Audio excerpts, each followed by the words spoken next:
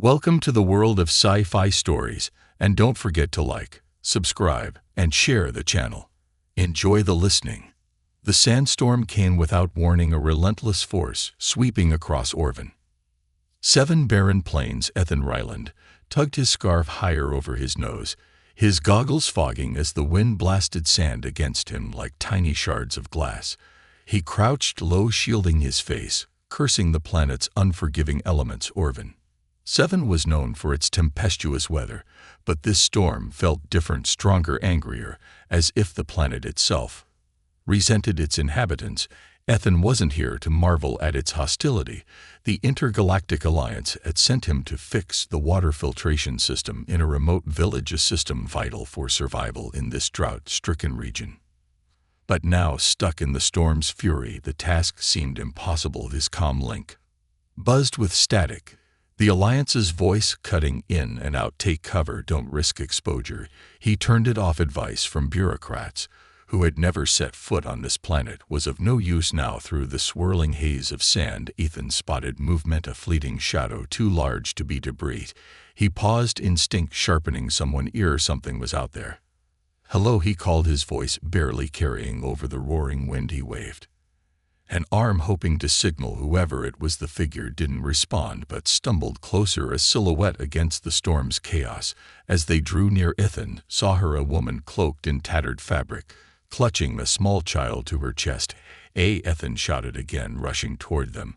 The woman faltered, her steps heavy, her movements sluggish. When he reached her, she nearly collapsed, her knees buckling beneath her. Ethan caught her by the arm, steadying her against his side shelter. She rasped, her voice barely audible. Cracked from dehydration or exhaustion. Over there, Ethan pointed to a half-buried structure jutting out of the sand, of remnant of Orvin 7's forgotten past, with one arm supporting the woman and the other steadying himself. He guided her through the storm. The child, a girl no older than 5, clung tightly to her mother's side, her large violet eyes darting toward Ethan with wary curiosity. Reaching the building, Ethan shoved open a rusted metal door with his shoulder, ushering them inside. The winds howled lulled as the door creaked shut, leaving only the woman's labored breathing and the faint cries of the storm outside. The woman slumped against the wall, still clutching her child. Her face, framed by wild tendrils of dark hair, was gaunt, her skin an otherworldly shade of violet, marred by faint scars, the crystalline markings that ran across her arms and neck, distinct to her species, glimmered faintly in the dim light of the shelter, their usual brilliance dulled by malnourishment. The child, small and frail, buried her face in her mother's chest, peeking out occasionally with a timid glance. Ethan crouched down, unhooking his satchel. He retrieved a water pouch and extended it toward the woman. Here, you need this.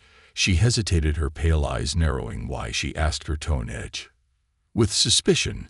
Because you'll die without it, Ethan replied evenly. Drink.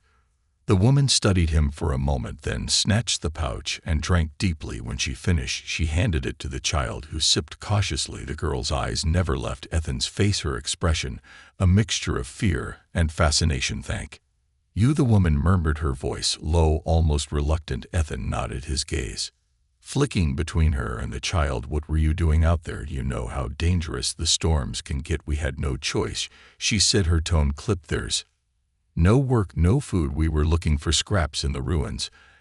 Ethan frowned. The Alliance's aged shipments were supposed to prevent this level of desperation, yet here was a woman and her child scavenging in deadly conditions to survive. You live nearby? The woman hesitated before answering. We did. The village, it's dying. The wells are dry, and the rations stopped coming weeks ago. Her voice cracked as she spoke, and Ethan saw the weight of her words reflected in her markings, which dimmed further. She glanced at her daughter, brushing a strand of hair from the girl's face. This is, she said softly, she's all I have left. Ethan felt a pang in his chest. He'd seen poverty and desperation on other planets, but something about the way this woman Vexa spoke, her tone both fierce and fragile, unsettled him. She wasn't just fighting for survival. She was fighting to protect her child in a world that had abandoned them. Where's her father? Ethan asked, though he suspected the answer. Dead, Vexa said flatly. The war Took him like it took everything else. Ethan nodded, not pressing further. He had no right to pry into her grief, especially when it was written so plainly in her hollow cheeks, and the faint tremor in her voice. Z, who had been silent until now, suddenly spoke. Who are you? Her voice was soft, but carried an unexpected clarity cutting through the stillness of the shelter. Ethan blinked, surprised. Thalian children rarely spoke aloud at her age, their species relying on telepathic communication until later in life. Her question, simple as it was, felt significant. I'm Ethan, he said gently. I'm here to fix things. The girl tilted her head, her violet eyes studying him intently. Can you fix the water? That's the plan, Ethan replied with a faint smile. If I can get there. Vex crystalline markings brightened faintly, a flicker of hope breaking through her exhaustion. You're an engineer? Ethan nodded. Alliance sent me to repair the filtration system in your village. Guess they didn't tell me how bad things were out here. They wouldn't, Vexa said bitterly. They think we're resilient enough to survive anything, but they're wrong. The shelter fell quiet. Ethan glanced at Zai, who had shifted closer to him, her small hands clutching the edge of her mother's cloak. She didn't seem afraid of him, just curious, as though trying to understand why this stranger had appeared in their live. Ethan reached into his satchel again and pulled out a protein bar, breaking it in half and offering a piece to the girl. She hesitated, glancing at her mother for permission. Vexa nodded and slowly accepted the food, nibbling cautiously. The storm outside began to fade, its roar diminishing to a distant whisper. Ethan leaned back against the wall, his mind racing. He'd come to Orin 7 expecting another routine mission, another broken machine to patch up before moving on, but now, faced with Vex's quiet strength and Xi's fragile innocence, he felt a strange sense of responsibility. This wasn't just about fixing a water system. It was about people, about survival, dignity, and hope. And though he didn't yet understand why, Ethan knew he couldn't walk away. Vexa broke the silence. Why are you helping us? Ethan met her gaze, his expression resolute. Because someone has to. For the first time, Vex's lips twitched in what might have been a smile. Her markings glowed faintly brighter, their soft light illuminating the dim shelter. Zai leaned against her mother, her small voice breaking the stillness. Once more, you'll stay, won't you? Ethan hesitated, the weight of her words sinking in. For now, he said, but even as he spoke, he knew it wasn't temporary. Not for them, not for her. The sky above Orvin 7 was a bruised canvas streaked with the remnants of the storm that passed. The air was still gritty, heavy with sand particles that refused to settle, but within the shelter's rusted walls, silence reigned. Vexa sat cross-legged against the cracked dome wall, her daughters lay cradled in her lap. The child's small hands played absently with the edge of her mother's fraying cloak, her violet eyes occasionally flicking toward Ethan. Ethan worked quietly on his datapad, scanning the latest diagnostic report on the filtration system. The numbers confirmed his suspicion. The damage was severe, almost deliberate, as though neglect hadn't been the only culprit. Yet his attention kept drifting back to Vexa and Z, the pair framed against the dim light filtering through the cracks in the dome. I don't think I've ever seen a human before, Vexa said abruptly, her voice low, but sharp enough to cut through the stillness. Ethan glanced up from his datapad. We don't exactly frequent places like this. She tilted her head, her pale crystalline eyes is narrowing slightly. And yet here you are. Why? Orders, he said simply. The Alliance sent me to fix the filtration system. Standard repair mission. Standard? She echoed, her tone skeptical. Doesn't feel standard to me. Ethan shrugged, setting the datapad aside. It's not personal. I go where they tell me to. If it wasn't me, it would have been someone else. Vexa leaned back against the wall, her gaze never leaving his. But it wasn't someone else, was it? Ethan held her stare for a moment, unsure how to respond. There was something in her tone, a mixture of challenge and curiosity, that unsettled him. He wasn't used to being questioned like this. Most people were too grateful for Alliance aid to probe further, too busy clinging to whatever scraps they were given. Why does it matter? He asked finally. Because you don't look at us like we're beneath you, she said bluntly. Most of the others do. They come here, toss us their scraps and leave. But you, she trailed off, her crystalline markings flickering faintly. Ethan frowned. What about me? You care, she said, her voice softening. And that makes you dangerous. The statement caught him off guard. Dangerous? How? Because people like you don't stay. You come here, you help. And then you leave, and those of us left behind have to live with the hope you gave us. It's cruel in its own way." Her words hit harder than Ethan expected. He leaned forward, slightly resting his elbows on his knees.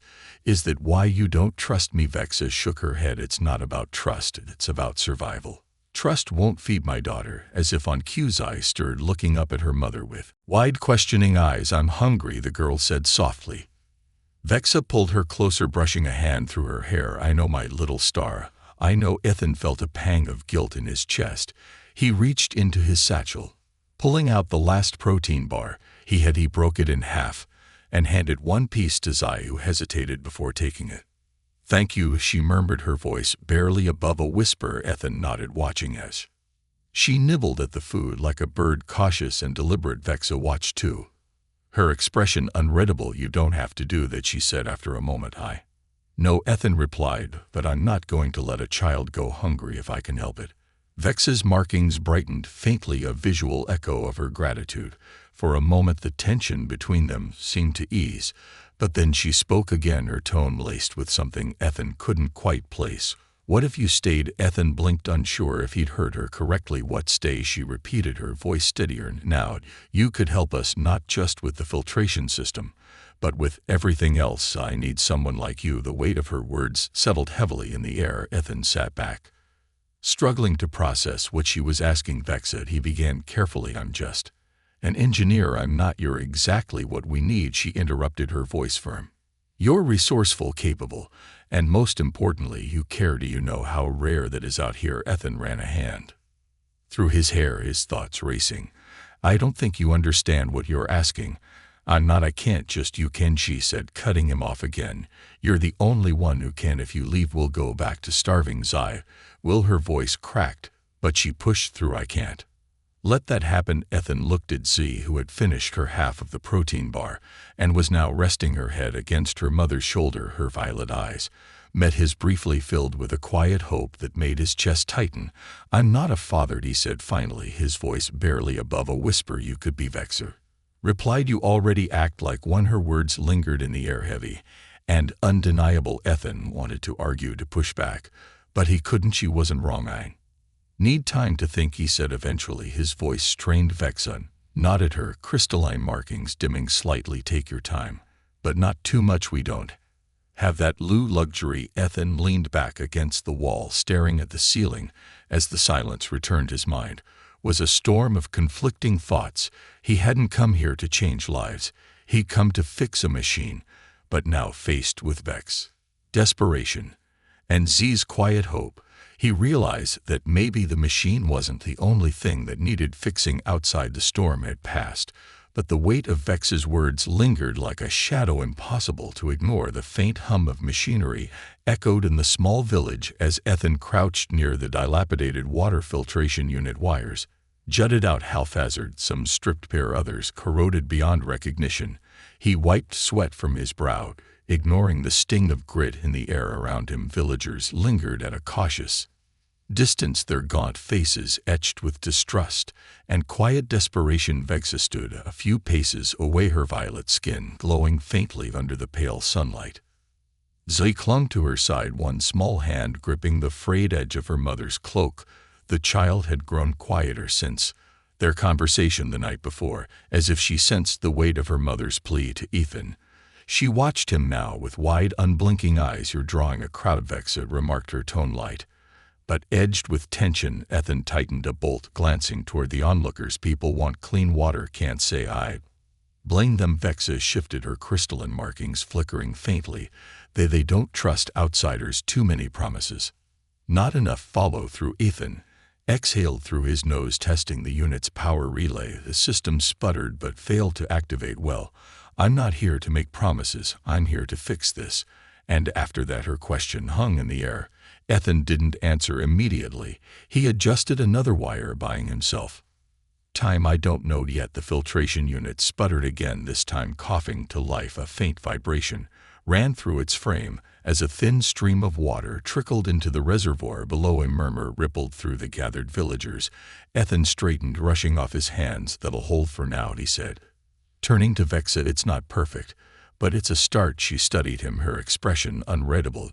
You say that like you've done your job. Isn't that what you wanted? What I want, she said, her voice steady as a future where my daughter doesn't have to beg for survival. Ethan opened his mouth to respond, but Zai tugged at her mother's sleeve, her small voice breaking the tension. Mama, look. The girl pointed toward the reservoir, where water pooled clear and shimmering. For a moment, the grim atmosphere lifted. A few villagers stepped closer, their faces softening with tentative hope. Z's eyes lit up, her markings glowing faintly as she turned to Ethan. You fixed it. He crouched to her level, offering a faint smile. For now, but you'll have to take care of it, okay? No wasting water. Zai nodded solemnly, as if accepting a sacred duty. I promise. Her earnestness drew a rare smile from Vexa, but the moment was short-lived. A sharp voice cut through the murmurs. Who gave you the right to touch our system? Ethan turned to see a man striding toward them, his broad shoulders and weathered face marking him as a leader, or at least someone who thought he was. His crystalline markings gleamed brightly, signaling his anger. The crowd parted for him, their hopeful murmurs fading into uneasy silence. Vex's stance shifted, her body subtly moving to shield XY Karen. She said, her voice calm but wary. He fixed it. And what will he demand in return? Karen's gaze bore into Ethan, his tone accusatory. No one does anything for free. I'm not asking for anything, Ethan said evenly, rising to his full height. The Alliance sent me to repair the system. Karen scoffed, his lip curling. The Alliance, another empty name that means nothing to us. They left us to rot. I'm not the Alliance, Ethan countered, his voice firm. I'm here to help, that's all. Karen stepped closer, his broad frame towering over Ethan. Help doesn't come without strings, and if you're not careful you'll bring trouble here. Ethan held his ground. What kind of trouble? Karen's eyes flicked to Vexa, then back to Ethan. The kind that follows widows and heretics. The words hung in the air, cold and cutting. Vex's markings dimmed, her posture tightening. Zai pressed closer to her mother, her small hands clutching the fabric of Vex's cloak. Enough, Vexa said, her voice low but steady. He's done more for us in a day than you've done in months. Karen's gaze darkened, but he didn't argue. Instead, he turned back to the crowd. Remember this when his actions bring ruin to us all. With that, he strode away, leaving an uneasy tension in his wake. The villagers began to disperse, their earlier hope replaced by weary glances. Vexa watched them go, her expression unreadable. Is he always like that? Ethan asked. Only when he's right, Vexa replied. Ethan frowned. What do you mean? She sighed, her markings dimming further. Karen isn't wrong. Outsider, human or otherwise, didn't just bring help, they bring attention, and attention can be dangerous. From who? Raiders, she said simply, or worse. Not everyone left Organ 7 after the war. Some stayed to take what little was left. Ethan felt a chill creep up his spine. And Karen thinks I'll bring them here. He doesn't think it, Vexa said quietly. He knows it. Ethan glanced at Zui, who had begun playing with a small pile of sand, blissfully unaware of the weighty conversation above her. He turned back to Vexa, his jaw tightening. Then we prepare.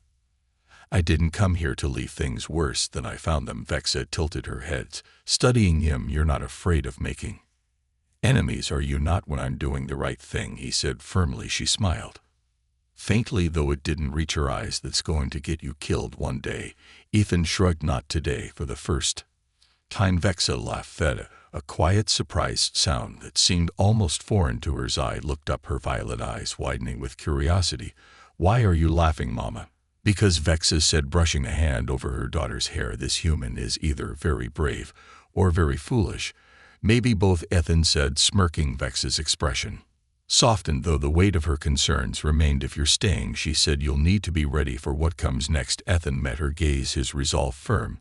Then let's get ready. The thin trickle of water behind them gleamed under the sun, a fragile symbol of hope amid the shadows gathering on Organ 7. The quiet of Organ 7's night was heavy, as if the world were holding its breath. The sands, still restless from the day's storm, shimmered faintly under the pale glow of two distant moons. Ethan stood just outside the shelter, his gaze fixed on the horizon. His thoughts were tangled, looping back to the faces of the raiders he had been warned about. He could feel their threat like a storm waiting to strike behind him. The hum of the newly repaired filtration system provided a fragile reassurance it was working for now, but the system wasn't designed to endure neglect or sabotage. Ethan knew it would only take one well-placed blow to undo everything he had worked for inside the shelter. Vexa moved quietly, her action deliberate. Her violet skin glowed faintly under the weak light, her crystalline markings pulsing as if they carried the weight of her thoughts. Zai sat near her, playing with a set of smooth, colorful stones. The child's small voice hummed a soft melody, oblivious to the tension that thickened the air. "Something's wrong," Vexa said abruptly, her voice slicing through the stillness. Ethan turned his hand, instinctively moving to the multi-tool at his belt. He stepped into the shelter, scanning her face. "What is it?" She didn't answer immediately, her eyes fixed on the entrance. Her markings dimmed, a sign Ethan had come to recognize his fear. "We're not alone." He felt it too, then a faint tremor in the air, subtle but undeniable, the muffled crunch of footsteps on sand. Ethan's pulse quickened, his voice lowered to a near whisper. "Stay with Zai, keep her quiet." Vexa nodded, pulling the child close. Zai looked up, her violet eyes wide with confusion. But she didn't protest. Ethan moved toward the door, his movements slow and deliberate. He crouched low, peering out into the night. The first figure appeared as a shadow against the dunes, their movements purposeful and predatory. A second followed close behind. They carried weapons, rudimentary but functional. Ethan's stomach tightened. Raiders, he had expected them eventually. But not so soon. "They're here," he whispered over his shoulder. "Two of them."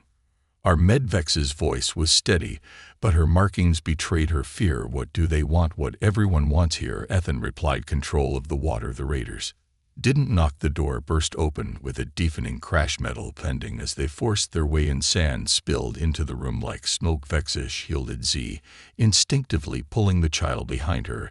As the intruders entered, Ethan straightened, his body tense, but his hands raised in a gesture of calm. "Easy," he said, his voice even. "There's no need for violence." The taller of the two raiders stepped forward, a crude rifle slung over his shoulder. His face was obscured by a mask cobbled together from scrap, but his eyes were cold. "That's not for you to decide," he said, his tone sharp and mocking. Ethan kept his voice calm. "We don't have much. The water's for the village. You don't want to make enemies here."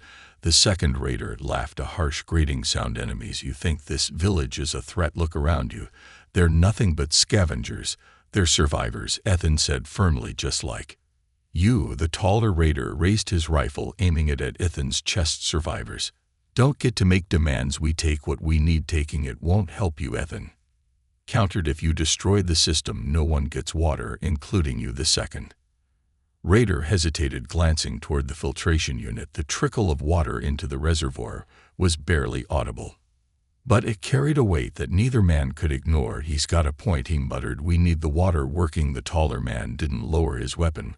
"We don't need him." Before Ethan could respond, Z's small voice cut through the tension. "Please, don't hurt him." The room fell silent. The raiders turned, their gazes landing on the child. Zai stood partially hidden behind Vexa, her violet eyes wide and shimmering with fear. Her markings glowed faintly, betraying her emotions. The second raider shifted uncomfortably. "There's a kid," he muttered. "Didn't think there'd be kids." The taller man scoffed. "What does it matter?" "It matters," Vexa said, her voice firm and unyielding. She stepped forward, shielding Zai with her body. "Take what you need and go, but leave my daughter out of this." The taller raider hesitated for a fraction of a second, then with a sudden motion, he aimed the rifle at Vexa. "You don't get to make demands." Ethan moved. Before he could think, he lunged forward, grabbing the barrel of the rifle and forcing it upward. The shot went wide, a deafening crack echoing through the shelter. As the bullet struck the ceiling, Vexa pulled Zai back, crouching low to shield her. As Ethan grappled with the raider, the second intruder hesitated, his weapon still raised, but his stance uncertain. "Let's go," he shouted. "This isn't worth it. Not until he's dead." The taller man growled, struggling against Ethan's grip. Ethan's muscles burned as he fought to keep the rifle pointed away from Vexa, and Zai the raider was stronger, but Ethan had leverage. With a desperate shove, he slammed the man into the wall. The rifle fell from his hands, clattering to the ground. The second raider stepped back, his weapon lowering slightly enough. "Let's just take the water and leave." The taller man glared at Ethan, his body tense with fury. But he didn't move to retrieve his weapon. Instead, he turned to the filtration system, his eyes narrowing. "This isn't over, maybe it is," Vexa said, her voice sharp and cutting. She stepped forward, her markings flaring brightly. The glow filled the room, casting an eerie light over the raiders. "Leave now, or you'll regret it." The second raider pulled his companion toward the door, muttering "ing" under his breath. The taller man resisted for a moment, his gaze lingering on Ethan, but then he relented. Together they disappeared into the night, their shadows swallowed by the doomed silence, returned broken only by the hum of the filtration system. Ethan leaned against the wall, breathing heavily, his arms ached, and his pulse thundered in his ears. But they were alive for now. Vexa turned to him, her expression unreadable. "They'll be back, I know," Ethan said, his voice steady.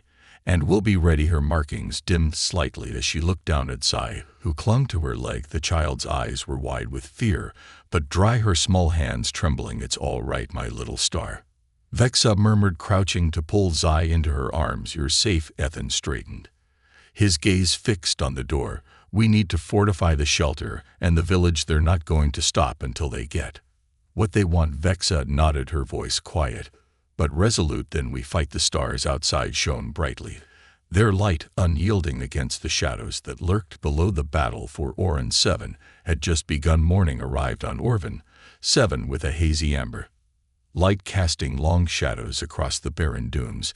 The air was thick with tension, every movement in the village measured and cautious. People whispered in tight clusters, their voices carrying a mix of fear and defiance. The raider attack had shaken them, but it had also ignited something Ethan hadn't seen here before, a flicker of resistance. Ethan stood near the filtration system, inspecting its fragile framework.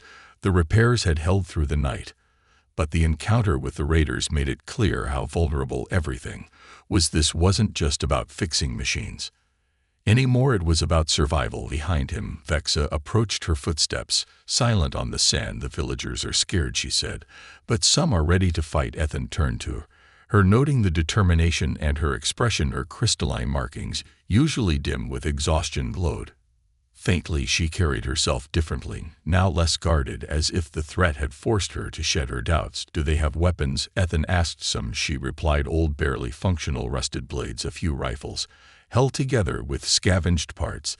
"That won't be enough," Ethan said, his voice grim. "Not if the raiders come back with more numbers." Vexa folded her arms, her violet skin shimmering under the rising sun. "It's all we have unless you have a better idea." Ethan studied her for a moment, then nodded. "We'll make it work."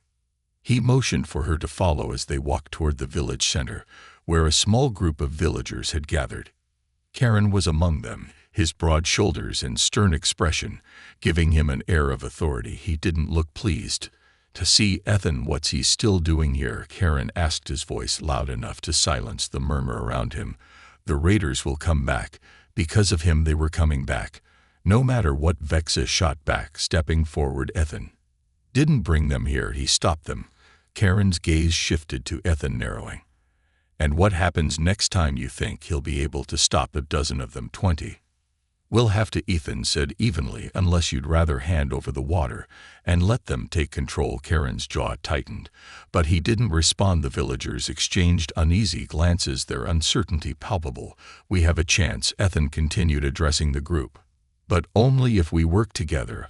I can fortify the filtration system, set up traps, and reinforce the village. But I need your help." "And when they come back?" Karen asked, his voice dripping with skepticism. "We fight," Vexa said, her voice cutting through the tension like a blade. "For ourselves, for our children. If we don't, we've already lost." Karen's gaze lingered on her for a moment before he sighed, his shoulders sagging slightly. "Fine, what do you need?" Ethan didn't waste time. He divided the villagers into groups, assigning tasks with a precision honed by years of field worker. Some gathered scrap metal to reinforce the filtration system's housing, while others prepared barricades using whatever materials they could find. Karen, to Ethan's surprise, took charge of organizing a watch rotation, stationing lookouts on the outskirts of the village. Vexa worked alongside Ethan, her movements swift and purposeful. She carried tools, secured panels, and offered advice on the village's layout, pointing out weak spots where the raiders might breach. You've done this before, Ethan observed as she tightened a bolt on one of the filtration pipes. I've had to, she said. Simply Serviv here doesn't leave much room for anything else. Her words carried a quiet weight that Ethan didn't push against. Instead, he focused on the work, finding a strange rhythm in their partnership. As the day stretched on, Zai appeared, her small hands clutching a bundle of stones. She approached Ethan, her violet eyes wide with curiosity. What are you doing? Making sure the water is safe, Ethan replied, crouching to her. Level. These pipes need to be strong so no one can break them. Zai tilted her head. Like the bad man last night. Ethan nodded, his voice softening. Exactly. The child studied him for a moment, then held out one of her stones. It was smooth and round, its surface catching the light. You can have this. It's my strongest one. Ethan smiled, accepting the stone. Thank you, Zai. I'll keep it safe. Vexa watched the exchange from a distance, her expression unreadable. When Ethan straightened, she stepped closer. She likes you, Shek. A brave kid, Ethan said, pocketing the stone. Takes after her mother. Vex's markings brightened slightly, a subtle flicker of gratitude. As the sun began to set, casting long shadows over the village, the preparations were nearly complete. The filtration system was encased in a reinforced shell, and crude barricades lined the village's perimeter. Trap, simple but effective, were hidden in the sand, ready to deter anyone who tried to breach their defenses. The villagers gathered near the center of the settlement, their faces illuminated by the flickering glow of a fire. Ethan stood beside Vex, at his gaze sweeping over the group. They looked tired, worn down by years of struggle, but there was something else in their eyes now, resolve. We've done all we can for tonight, Ethan said, addressing them. Get some rest. Tomorrow we finish what we started. The villagers dispersed slowly, their movements heavy but purposeful. Vexa lingered, her eyes fixed on the horizon. Ethan joined her, the silence between them comfortable but charged. You think we'll be ready? She asked. We'll have to be, Ethan replied. She glanced at him, her gaze searching. Why are you really doing this? Ethan hesitated, then sighed. Because I've seen what happens when people are abandoned. I couldn't save my family back on Earth. Maybe I can save this one. Vex's markings flared briefly, they light, soft but steady. You already are. The weight of her words settled between them, unspoken but understood. As the night deepened, the quiet hum of the filtration system carried a fragile hope, standing as a testament to their determination.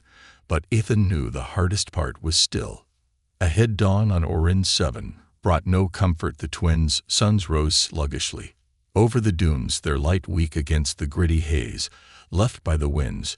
The village stood fortified but fragile, its defenses a patchwork of scavenged metal, hastily assembled barricades, and Ethan's improvised traps. Every creak of the shifting sands felt like a prelude to something larger, something inevitable. Ethan stood atop a makeshift watchtower, a structure cobbled together from abandoned beams and scrap. The cold wind bit through his jacket, but his focus remained on the horizon. Somewhere beyond the dunes, the raiders were regrouping, waiting for the perfect moment to strike. Below him, the village stirred. Vexa moved among the villagers, her violet skin glowing faintly in the early light. She spoke quietly but firmly, her presence calming the unease that hung over the group. Even Karen seemed subdued, his usual scowl replaced with grim determination as he checked their limited weapons. Anything? Vexa called, glancing up at Ethan. He shook his head. Not yet, but they'll come. They always do, she replied, her voice heavy with experience. Ethan descended from the watchtower, his boots crunching against the sand. How are they holding up? Vexa glanced at the villagers, scared but ready. They've been through worse. That's not exactly comforting, Ethan said. It's the truth, she replied, and truth is what we need right now. Zai ran up to them, clutching a bundle of cloth. Mama, I finish, she said, her voice bright despite the tension around her. Vexa crouched, unwrapping the bundle to reveal small pouches filled with sand and sharp fragments of metal. Ethan recognized them as crude but effective deterrent miniature traps to slow down intruders. Good work, my little star, Vexa said, brushing a hand over Z's hair. Zai turned to Ethan, her violet eyes shining. You said TRS were important. Are these good? They're perfect, Ethan said, crouching to her level. You're helping protect the whole village. Z beamed, her markings glowing faintly before running off to place the pouches Where they would be most effective. She's braver than most of us, Ethan said, standing. Vex's gaze followed her daughter. She has to be. Before Ethan could respond, a sharp whistle pierced the air, a signal from one of the lookouts. His heart sank as he turned toward the horizon. Dust rose in the distance, a jagged line of movement cutting across the dunes. They're here, Ethan said. The first wave came quickly, their approach marked by the thunderous roar of makeshift vehicles tearing through the sand. Raiders swarmed toward the village, a chaotic mass of crude armor and flashing weapons. The villagers, armed with rusted blades and worn rifles, braced themselves behind the barricades. Ethan stood with Karen near the filtration system, the heart of their defenses. If the raiders reached it, the village's survival would be meaningless. They're trying to overwhelm us, Karen said, his voice grim. We won't let them, Ethan replied, his grip tightening on the scavenge rifle in his hands. The raiders hit the first line of traps, their vehicles jerking violently as they triggered buried spikes and explosive pouches. Several machines toppled, their riders thrown into the sand, but the others pressed on, their war cries echoing across the village. At the barricades, Vexa fought with a precision that surprised Ethan. She moved like someone who had survived countless battles, her crystalline markings flashing with each strike of her blade around her. The villagers rallied, their fear replaced with fierce determination. Ethan aimed his rifle, taking down a raider who had scaled the barricade. The weapon jolted in his hands, the sound deafening in his ears. His heart pounded, but he forced himself to focus, scanning for the next threat. A sudden explosion rocked the ground beneath him. One of the raiders had breached the northern perimeter, their vehicle kinning toward the filtration system. Ethan ran to intercept them, shouting orders to the nearby villagers. Don't let them near the pipes, he yelled. The vehicle hit a hidden trap, flipping violently before crashing into the sand. The driver stumbled out, dazed, but still clutching the weapon. Ethan didn't hesitate. He tackled the man, grappling for control of the rifle. The struggle was brief but brutal, ending with Ethan standing over the unconscious raider, his chest heaving from the corner of his eye. He saw Z crouched behind a pile of debris, her small frame trembling. She clutched a stone in her hand, her gaze fixed on a raider who had broken through the defenses and was heading straight for her. Zlody, run, Ethan shouted. The raider raised his weapon, but before he could fire, Zai threw the stone with surprising accuracy. It struck his hand, forcing him to drop the weapon. Vexa appeared an instant later, her blade cutting through the air with lethal precision. The raider fell, and Vexa pulled Zai into her arms, her markings glowing brightly with relief. You're safe, Vexa murmured, her voice trembling. The tide began to turn as the villagers fought back with everything they had. Traps detonated, barricades held firm, and the raiders' numbers dwindled. The remaining attackers retreated, their vehicles sputtering as they disappeared over the dunes. The aftermath was a mix of exhaustion and relief. The villagers gathered near the center of the settlement, their faces etched with both victory and loss. Several were injured, and 2 had fallen, their bodies wrapped in cloth and placed near the fire. Ethan sat on the ground, his rifle resting across his knees. His hands trembled, the adrenaline still coursing through his veins. Vexa approached Z by her side. You did it, Vexa said, her voice soft. We all did, Ethan replied. Zai stepped forward, her small hand reaching for his. You helped us, she said. You stayed. Ethan looked at her, then at Vexa. I couldn't leave, not now, not ever. Vexa's markings brightened, a subtle but powerful response. Then you're one of us. The words carried a weight that Ethan didn't take lightly. He nodded, his resolve solidifying. This wasn't just a mission anymore. This was home. As the sun set over Orvan 7, even casting the village in a warm golden light, Ethan stood with Vexa and Z. The filtration system hummed steadily behind them, a fragile but enduring symbol of their survival. For the first time in years, Ethan felt a sense of belonging. And for the first time, the village believed in a future worth fighting for.